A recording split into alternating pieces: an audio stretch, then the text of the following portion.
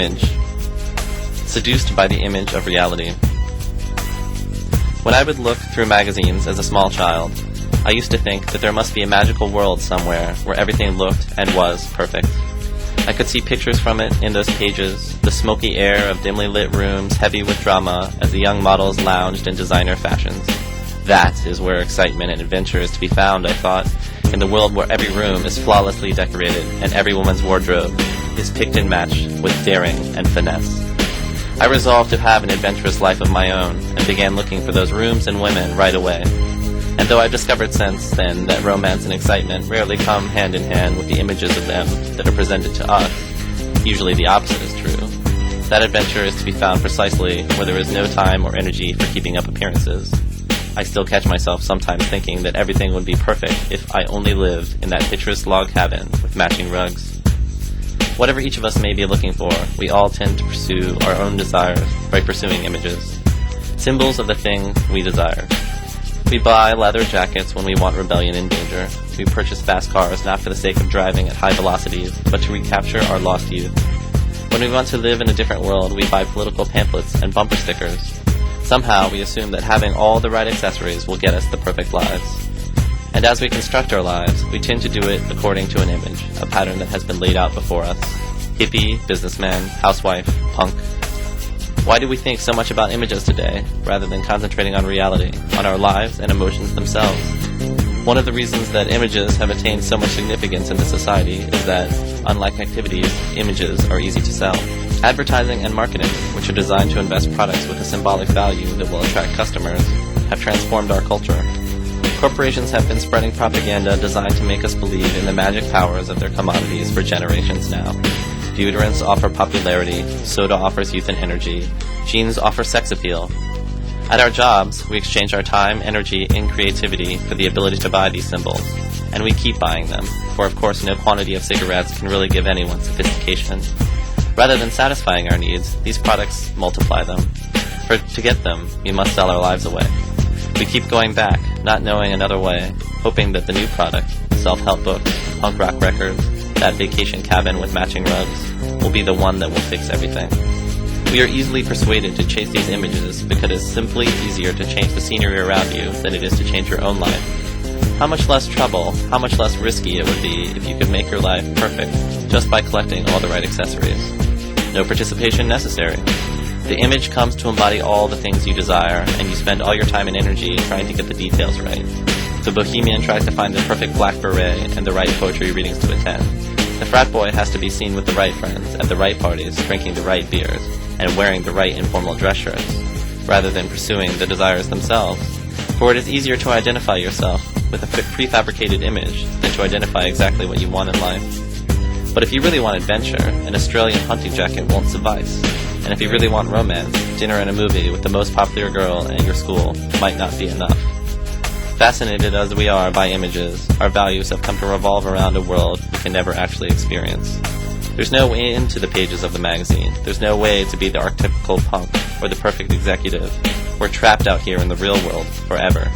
And yet we keep looking for life in pictures, in fashions, in spectacles of all kinds, anything we can collect or watch instead of doing.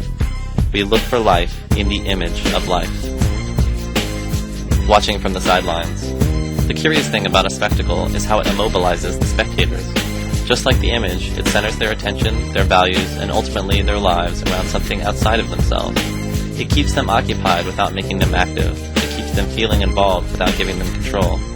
You can probably think of 1,000 different examples of this. Television programs, action movies, magazines that give updates on the lives of celebrities and superstars, spectator sports, representative democracy, the Catholic Church. A spectacle also isolates the people whose attention it commands. Many of us know more about the fictitious character of popular sitcoms than we know about the lives and loves of our neighbors. For even when we talk to them, it is about television shows, the news, and the weather. Thus, the very experiences and information that we share in common as spectators of the mass media serve to separate us from one another. It is the same at a football game. Everybody watching from the bleachers is a nobody, regardless of who they are. They may be sitting next to each other, but all eyes are focused on the field. If they speak to each other, it is almost never about each other, but about the game that is being played before them. And although football fans cannot participate in the events of the game they are watching, or exert any real influence over them, They attach the utmost importance to these events and associate their own needs and desires with the outcome in a most unusual way. Rather than concentrating their attention on things that have a real bearing on their desires, they reconstruct their desires to revolve around the things they pay attention to. Their language even conflates the achievements of the team they identify themselves with their own actions. "We scored a goal! We won!" shout the fans from their seats and sofas. This stands in stark contrast to the way people speak about the things that go on in their own cities and communities. "They're building a new highway," we say about the new changes in our neighborhood. "What will they think of next?" we say about the latest advances in scientific technology. Our language reveals that we think of ourselves as spectators in our own societies, but it's not they, the mysterious other people, who have made the world the way it is. It is we, humanity ourselves. No small team of scientists, city planners, and rich bureaucrats could have done all the working and inventing and organizing that it has taken for us to transform this planet. It has taken and still takes all of us working together to do this. We are the ones doing it, every day. And yet most of us seem to feel that we can have more control over football games than we can over our own cities, our jobs, even our own lives. We might have more success in our pursuit of happiness if we start really trying to participate. Instead of accepting the role of passive spectator sports, society, and life, it is up to each of us to figure out how to play an active and significant part in creating the world around us and within us. Perhaps one day we can build a new society in which we all will be involved together in the decisions that affect the lives we lead. Then we will be able to truly choose our own destinies. What's the point of doing anything if nobody's watching? We all want to be famous, to be seen, frozen, preserved in the media, because we've come to trust what is seen more than what is actually lived. Somehow we've gotten everything backwards, and image seems more real to us than experience. To know that we really exist, that we really matter, we have to see ghosts of ourselves preserved in photographs, on television shows and videotapes, in the public eye. And when you go on vacation, what do you see?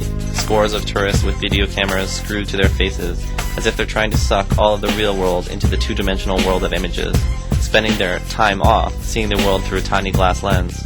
Sure, turning everything that you could experience with all five senses into recorded information that you can only observe from a distance, detached, offers you the illusion of having control over your life. You can rewind and replay them over and over until everything looks ridiculous. But what kind of life is that? What's the point of watching anything if nobody's doing?